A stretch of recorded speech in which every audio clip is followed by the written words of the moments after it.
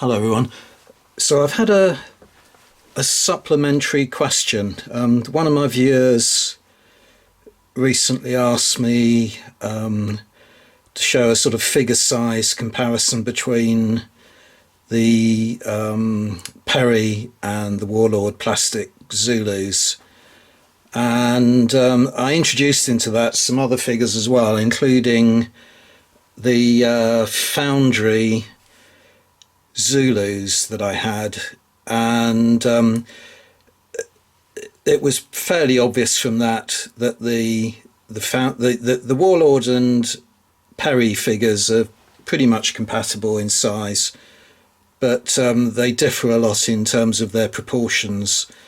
Whereas the Foundry figures are noticeably smaller than both of those plastic ranges.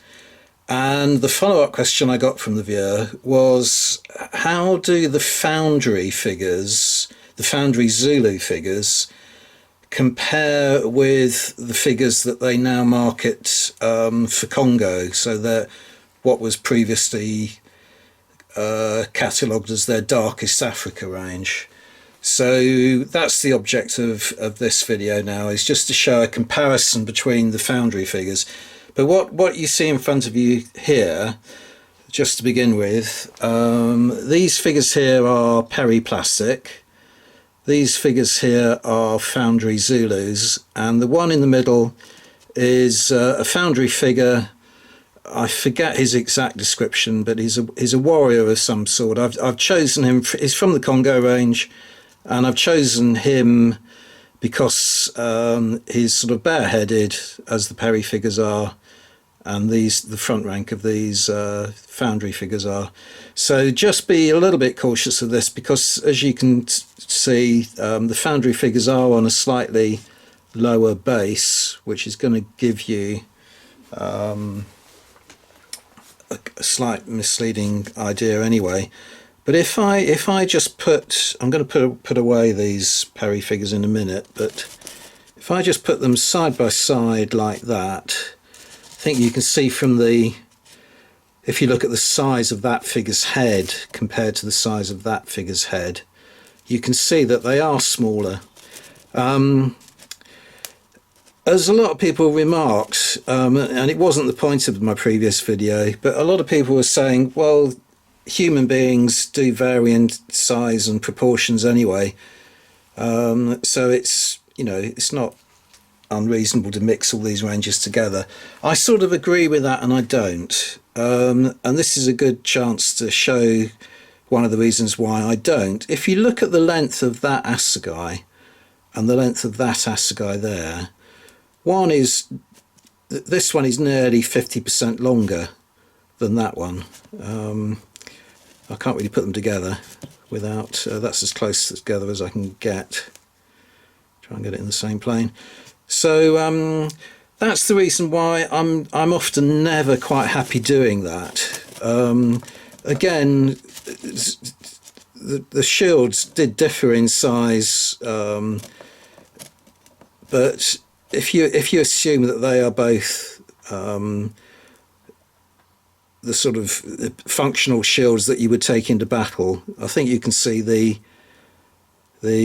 Perry ones are much larger than the Foundry ones. So that's my only riposte to that suggestion, is that yes, humans varied, but standard items, especially for the British, things like Martini Henry rifles, definitely didn't vary in length. And yet if you put a Foundry against a British Foundry figure against a Perry Foundry figure, you'd find the Martini Henry rifles were about 50% longer, and that's the reason why I don't like to do that. But anyway, let's get back to the main purpose of this exercise, which is to show you a comparison between the Congo range and the Zulu range, both of which are still being sold by Foundry. It's not as though these are an expired range or anything, but I think again you can see very clearly that that figure's head is much larger than that, And look again at the difference in size of, I mean, I agree this is a spear rather than an assegai, but look at the difference in size of those two weapons. So that is kind of the good news for my viewer, who is hoping that the Congo range is going to be slightly larger, because he's trying to build up a sort of fantasy African army, and liked the look of the Perry plastics, and then was thinking of incorporating some of these metal Foundry figures in. The one thing you have to remember with Foundry, and I'm not just going to, this is relevant to all their ranges, not just to their African figures, is that they have been around an awfully long time, and they've, over the years, they've had various sculptors. A lot of their products now that once were sold as Foundry, they are selling them under a, I forget the name of it, but they're selling them under a separate website entirely. Some of their figures, in the past they've withdrawn from sale, and then as the ownership of the firm has been passed down from one generation to another, they've revived various sculpts and reintroduced them. I've even got some medieval figures still in their blister packs that are sold by Foundry. I think they call them the Baron's War range, but I've got them in blister packs with Citadel on them. They were originally Citadel figures. Copplestone castings sort of split off from Foundry. I think the Copplestone, is it Andy Copplestone, was once a sculptor for Foundry. I'm really sort of bad at acknowledging sculptors and their work. I always refer to figures by range, but in the case of Foundry, they have been going for decades, and their figures have come and gone, and their sculptors have come and gone. So you're not going to get a conformity across the entire scope of all their figures, and that is particularly true of their African figures, because they have so many different tribes and so on, that they've now tried to bring together under this umbrella of the Congo, the Studio Tomahawk set of rules Congo. Since those rules were published, Foundry are kind of the official figure supplier, but then you can get other Darkest Africa ranges from North Star and so on that are equally, good to use in the rules. But anyway, you're going to see a difference, like you see before you hear, between the Foundry Zulus and these ones that they now sell for Congo. So to give you some more, there's another figure there from the Congo range, and again, that's my point about, look at the length of that musket against the length of that Martini Henry rifle.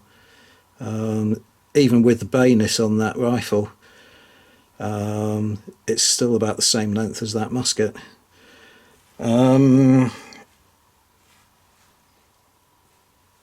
If I take these ones away,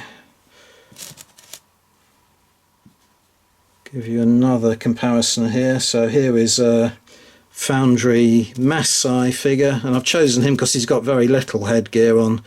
A lot of their figures have got those huge ostrich feather sort of frames around their head, or the lion skin on their head, but this has just got sort of a bit of beading and plaited hair.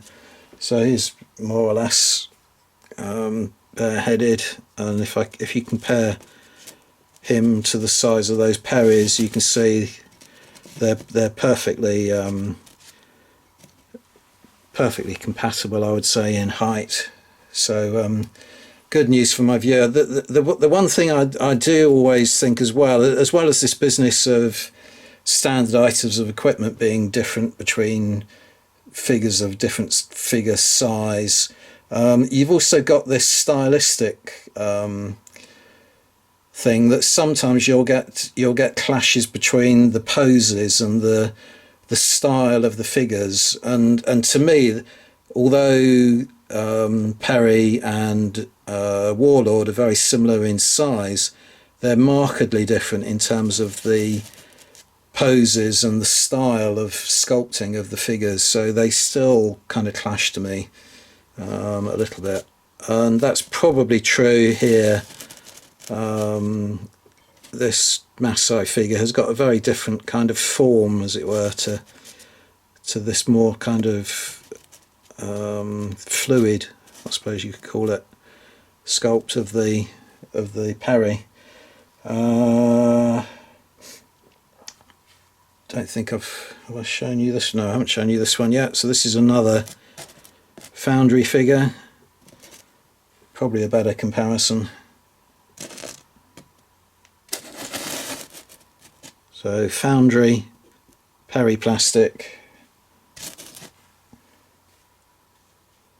and Foundry Zulu versus Foundry Congo or Darkest Africa.